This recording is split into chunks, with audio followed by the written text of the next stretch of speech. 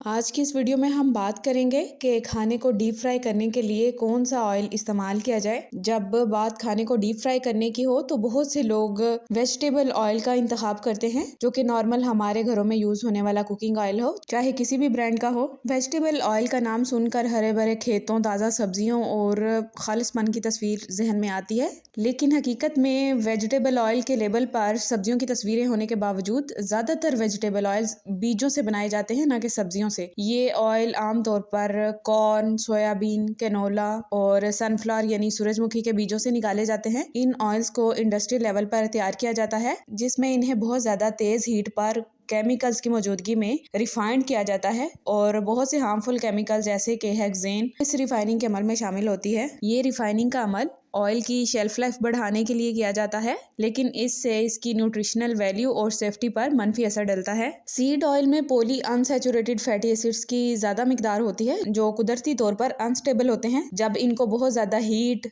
रोशनी या ऑक्सीजन के सामने लाया जाता है तो ये ऑक्सीडाइज होकर बहुत ज्यादा नुकसानदेह कंपाउंड पैदा करते हैं, जो हमारी बॉडी के सेल्स और टिश्यूज को नुकसान पहुंचा सकते हैं।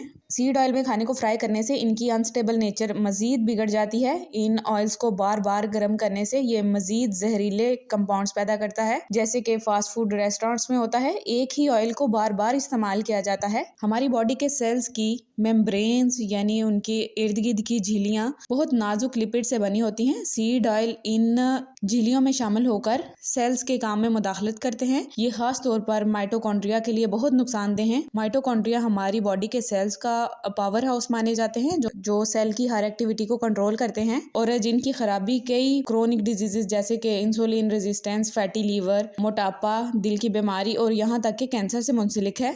हैरत अंगेज बात यह है कि फ्राइड फूड्स की एक खुराक भी आपकी बॉडी को सालों तक मुतासिर कर सकती है। सीड ऑयल तकरीबन हर प्रोसेस शुदा खाने में शामिल होते हैं, जैसे कि स्नैक्स, सॉसेस, बेक्ड आइटम्स और फ्राइड आइटम्स। ये हमारी डेली कैलोरीज का 25 से 30% हिस्सा बनता है, जिसकी वजह से इनसे बचना काफी मुश्किल हो जाता है। फ्राइड खाने में ज्यादा टेम्परेचर के साथ फैट्स, स्टार्च और प्रोटीन्स शामिल होती हैं, जो एडवांस्ड ग्लाइकेशन एंड प्रोडक्ट्स बनाती हैं। ये एक तरह के चिपकने वाले कंपाउंड्स होते हैं जो हमारी बॉडी में जमा होकर हमारे टिश्यूज को नुकसान पहुंचाते हैं और डायबिटीज, दिल की बीमारी और एजिंग जैसे मसाइल पैदा करते हैं। अगर आप खाने को डीप फ्राई करना चाहते हैं या ऑयल में बनाना चाहते हैं तो कुछ अल्टरनेटिव्स पर आप गौर कर सकते हैं, जैसे कि कोकोनट ऑयल। इसमें सैचुरेटेड फैट्स ज्यादा स्टेबल होती हैं, लेकिन इस ऑयल को भी बहुत ज्यादा हीट पर नहीं यूज कर सकते। ये दरमियानी हीट पर या स्टर फ्राई के लिए यूज हो सकता है। इसके अलावा एवोकाडो ऑयल, इसका बॉइलिंग पॉइंट ज्यादा है और इसमें मोनोसैचुरेटेड फैट्स की मिकदार ज्यादा होती है, जो ऑक्सीडाइज होने के खिलाफ ज्यादा रेजिस्ट करते हैं।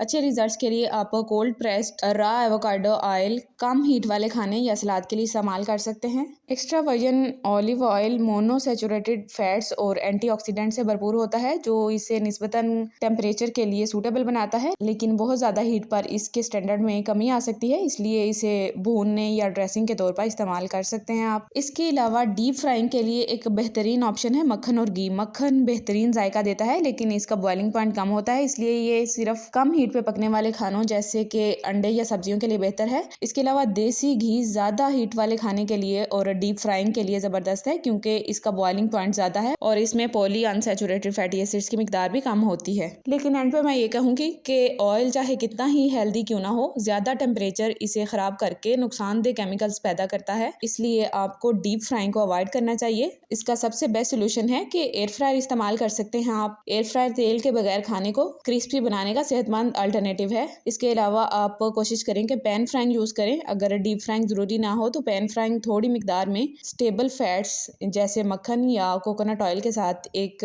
सेफ और हेल्दी अल्टरनेटिव है। सीड ऑयल अपनी मौजूदगी के बावजूद खाने पकाने, खास तौर पर फ्राइंग के लिए इस्तेमाल नहीं करना चाहिए। याद रखें कि आपके कुकिंग ऑयल का इंतखाब आपकी मजबूरी सेहत पर गहरा असर डालता है, इसलिए अक्लमंदी से इंतखाब करें।